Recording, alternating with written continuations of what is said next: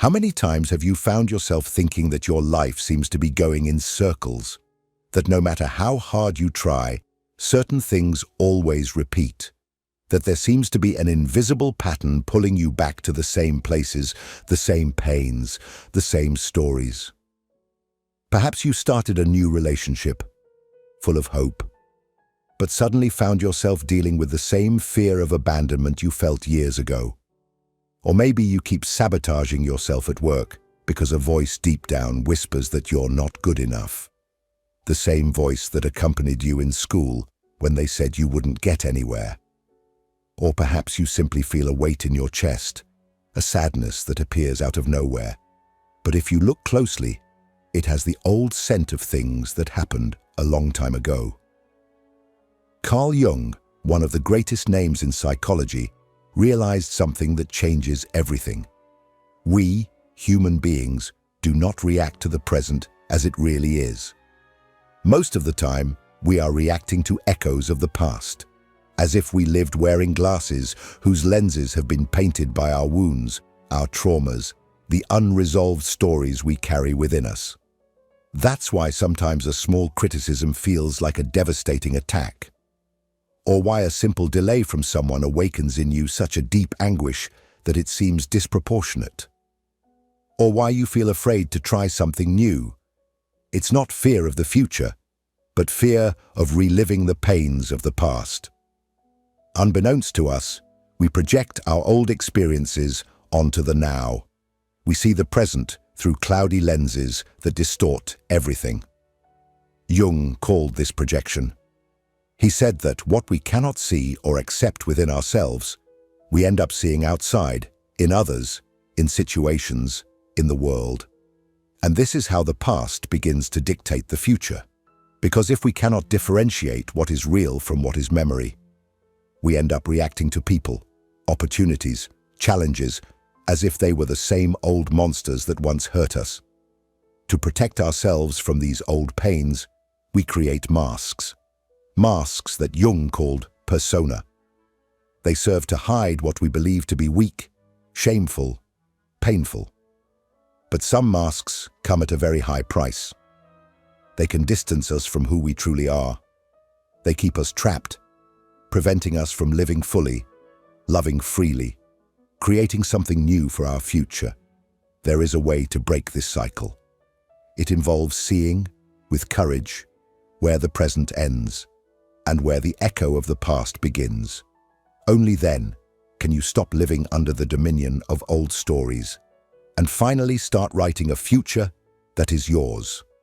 This video is for you who are tired of being stuck in the past, for you who want to understand why certain patterns don't change, and above all, for you who want to discover how Jung believed it was possible to break free.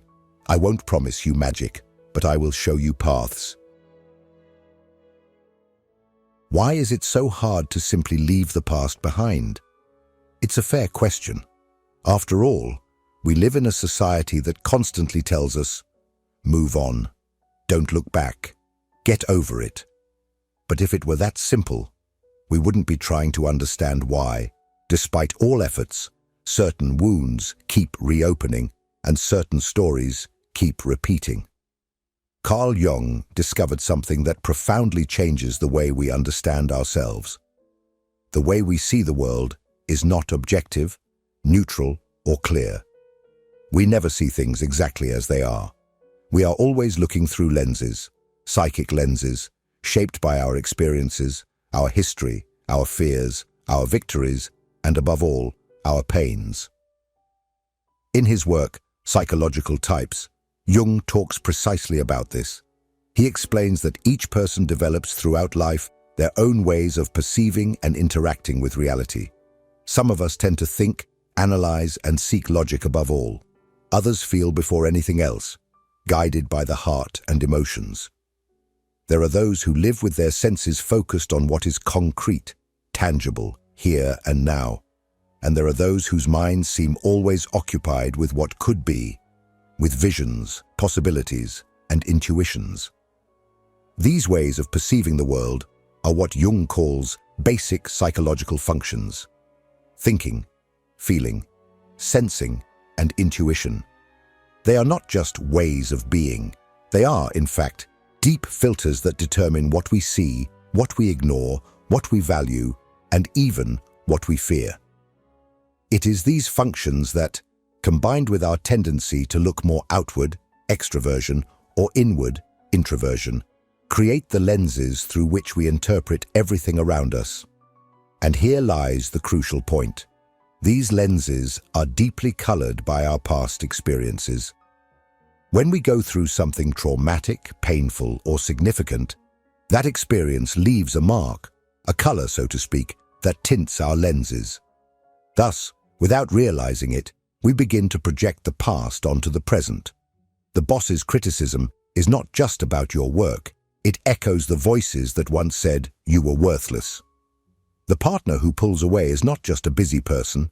They become, in your perception, yet another confirmation that you will always be abandoned. Jung observed this repeatedly in his patients. Brilliant, capable people trapped in patterns they couldn't break. People who lived today but reacted as if they were still in the dark corridors of yesterday. And this happened because the lenses through which they viewed the world were stained, distorted, by the shadow of what was left behind. In the phrase, one sees what one can best see from oneself. Thus, first and foremost, one sees the mote in one's brother's eye. Jung means that we are inevitably inclined to see what corresponds to our inner world. In other words, our outward vision is, in fact, a reflection of what is inside. If, inside, there is fear, distrust, open wounds, it is this that we will see in the world. And if there are unresolved grievances, our perception distorts the present, turning any small detail into proof that the old stories remain alive. But there is also hope. Because if these lenses can be distorted, they can also be restored to show us the present as it is, without the echoes of the past. And it is precisely about this that we will talk in the next part. If this content is making sense to you, click the subscribe button and subscribe to the channel. Thank you for your support.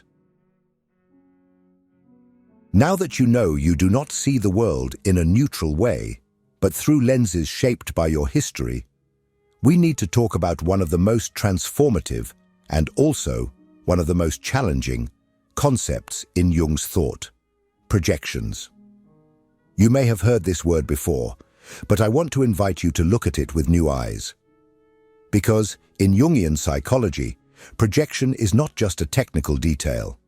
It is often the mechanism through which the past remains alive in your present, influencing every step you take, every choice you make, every emotion that erupts within you without warning. Let's understand this together. Imagine, for example, someone who, as a child, had an extremely critical, harsh father who made a point of pointing out every little mistake, who belittled their dreams, and who often used words that hurt more than any slap. This person grows up and becomes an adult. But even far from the father, even when the father is no longer present in their life, or even when he has passed away, this person continues to react to authority figures as if they were facing that critical father.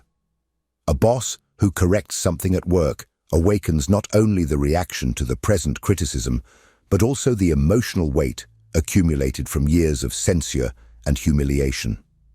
This is projection. We project onto others our own content, our own emotions, which we do not recognize as belonging to ourselves. Jung said that what is unconscious within us, because it is too painful, shameful, or frightening to be accepted, tends to be projected outward. And then we begin to see in the world what is actually within us. Jung wrote, "Projection changes the world into the replica of one's own unknown face."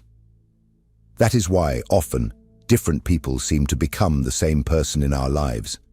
For example, you meet someone new, and, little by little, you start feeling that this person is just like that controlling ex-girlfriend or ex-boyfriend, or like that friend who betrayed you, or like your relative who never listened to you. However, Often this resemblance is much more within you than in the other. The other may even have similar characteristics, but it is you who is placing the weight of old wounds upon them. And there is nothing wrong or shameful about that. It is human. It is natural. It is the way our psyche tries to survive old wounds. The problem is that living this way prevents us from seeing people as they truly are. And even more seriously, it prevents us from living in the present. We get stuck in an emotional loop, reacting to the now as if it were the yesterday. Projections can also occur in seemingly positive ways. How many people enter a relationship believing they have found the soulmate?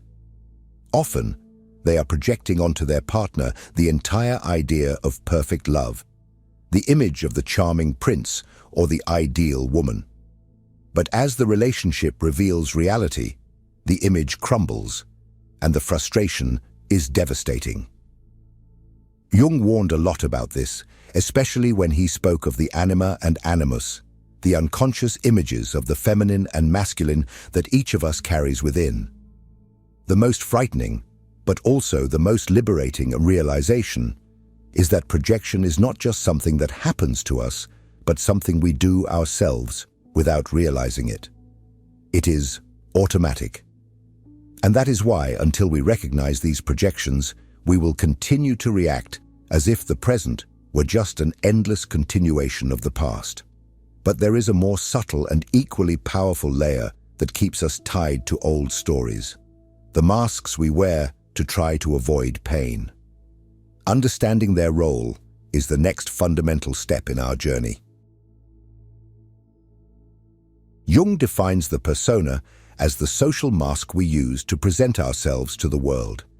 It is the self we show in social environments, at work, in relationships, on social media, and at family gatherings. The persona is, for example, the competent professional who seems to have everything under control, even when on the verge of an internal collapse.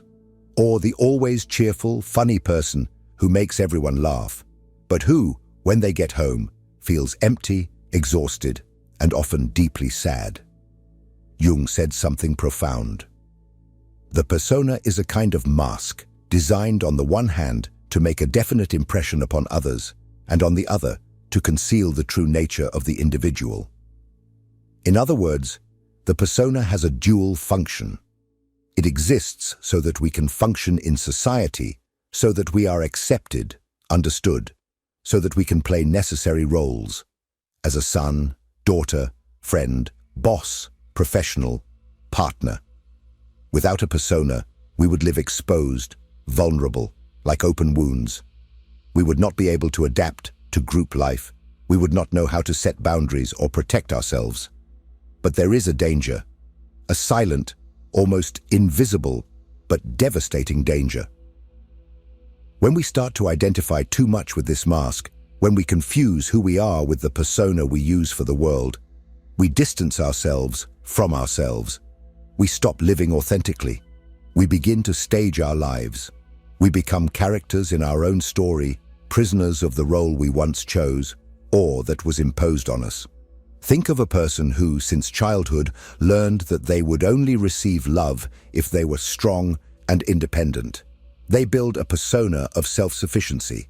It is that person who solves everything alone, who never asks for help, who seems to need no one. But inside, that same person is terrified of being abandoned. They are terrified of showing weakness. And because of this, they remain alone, without deep connections, because they believe that if they let their guard down, they will be destroyed. Or think of a person who grew up being called problematic, difficult, too intense.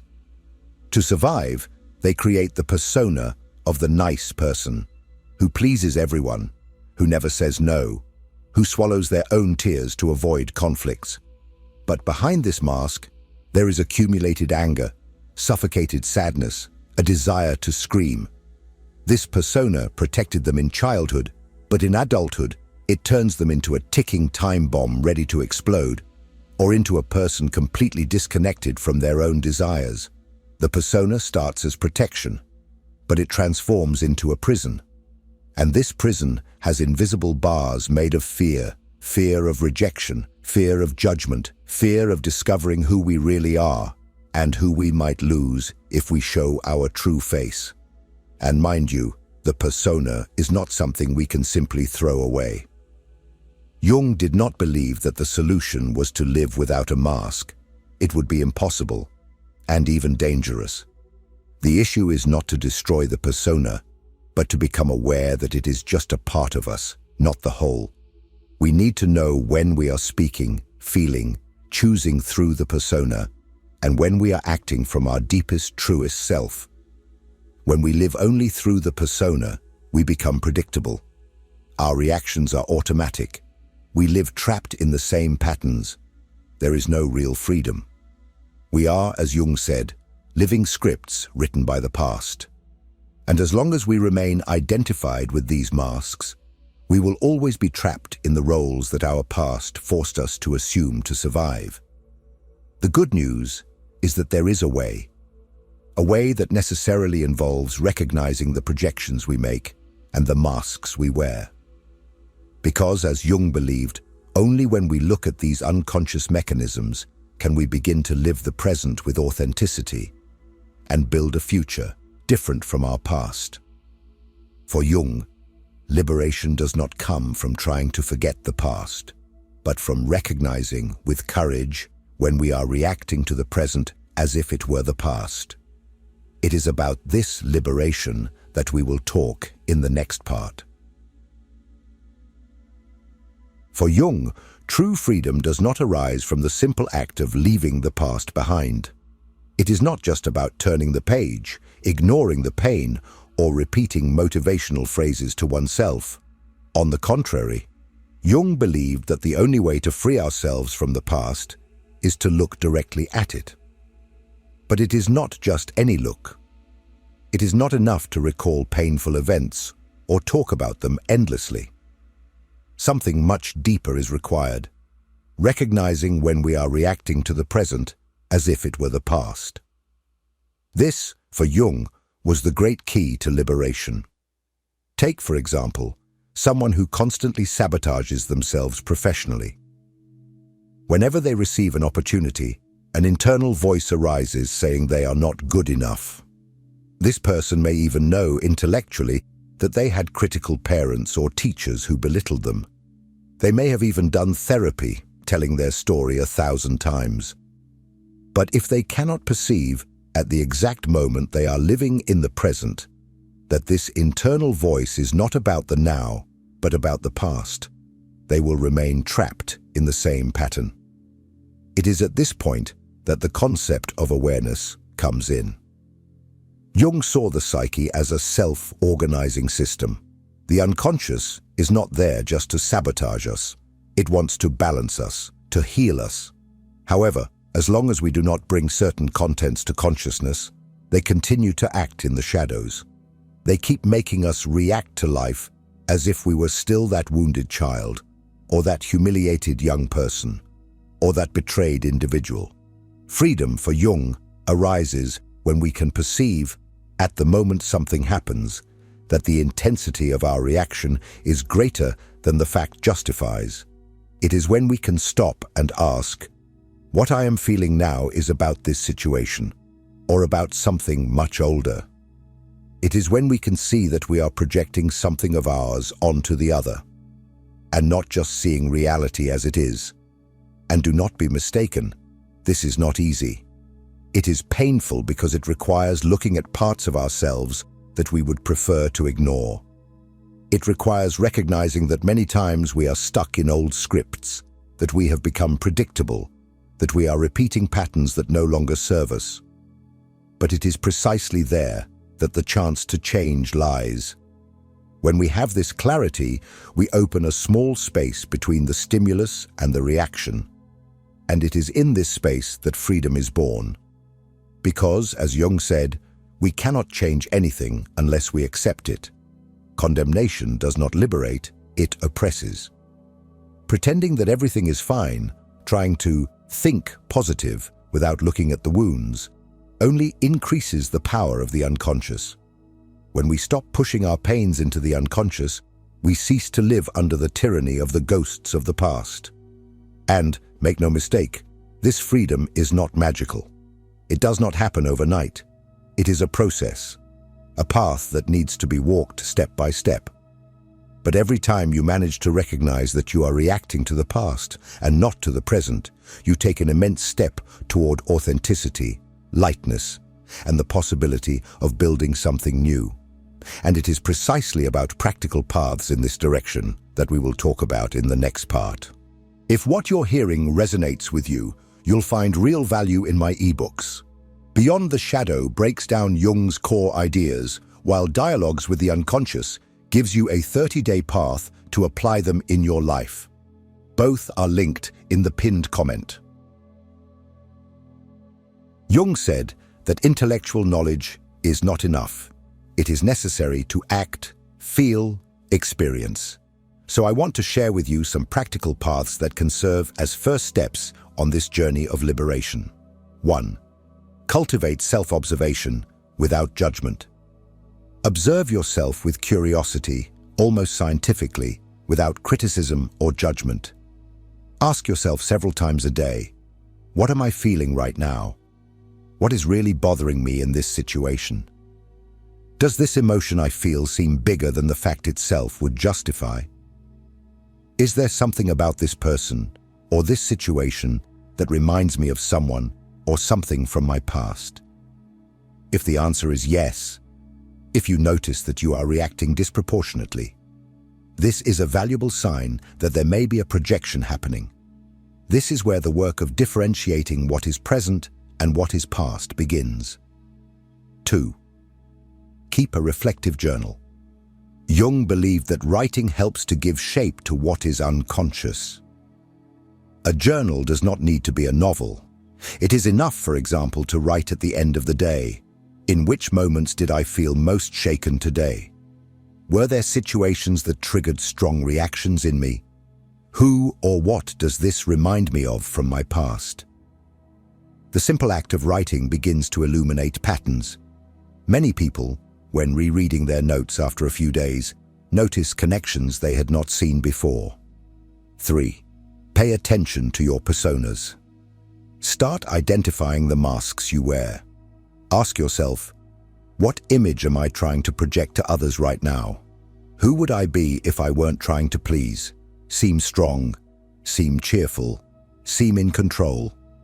What do I fear will happen if I show who I really am? This does not mean revealing everything to everyone. It means, above all, knowing when you are playing a role and when you are being genuine. Just this recognition already diminishes the power of the persona over you. 4. Allow yourself to feel. One of the great traps that keeps the past alive in us is the tendency to flee from uncomfortable emotions. When you feel sadness, fear, anger, or anguish, try just to feel, without immediately trying to resolve or push it away. Ask yourself, what exactly am I feeling? Where do I feel this in my body? If this emotion could speak, what would it say? Mindfulness of sensations helps to unlock repressed emotions and often reveals important memories or insights about the past that is being projected into the present. 5. Seek safe reflection spaces. As much as many things can be done alone, there are situations where it is essential to have a safe space where you can explore your emotions and patterns without fear of judgment. Analytical therapy, Jungian psychotherapy, or even therapeutic groups can offer this space. Jung said that the unconscious often needs an other to reveal itself. Sometimes, we need someone to help us see what we cannot see alone. With every small awareness you gain, every moment you notice yourself acting as if the present were the past, and choose to do differently, is a giant step toward freedom. You are not your past. What happened to you, the pains you experienced, the words you heard, the traumas you endured, all of this is part of your story, but it doesn't have to write your future anymore. This means that true freedom comes from looking at the past with courage, from recognizing when we are acting in the present as if we are still trapped in those old situations.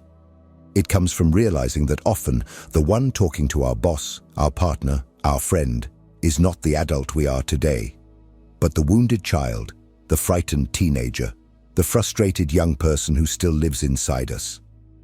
Every time you ask questions, you create a space. And it is in that space that freedom is born. It is in that space that you stop reacting automatically. It is in that space that you finally begin to choose to build something new instead of repeating the old. Because you deserve that. You deserve to live a life that is yours, and not just a repetition of the stories that hurt you. Your future deserves to be yours, written by you, and not by the old voices that insist on saying that nothing will change. Now, I would love to know, what about the topic discussed today resonated with you the most? Did you identify with any pattern? Share with me here in the comments. You can't imagine how putting this into words can be a first step to transforming everything. And if you felt that this video brought you important reflections, don't stop here. Subscribe to the channel and continue with me. The next video is equally important on this journey. I'll see you there.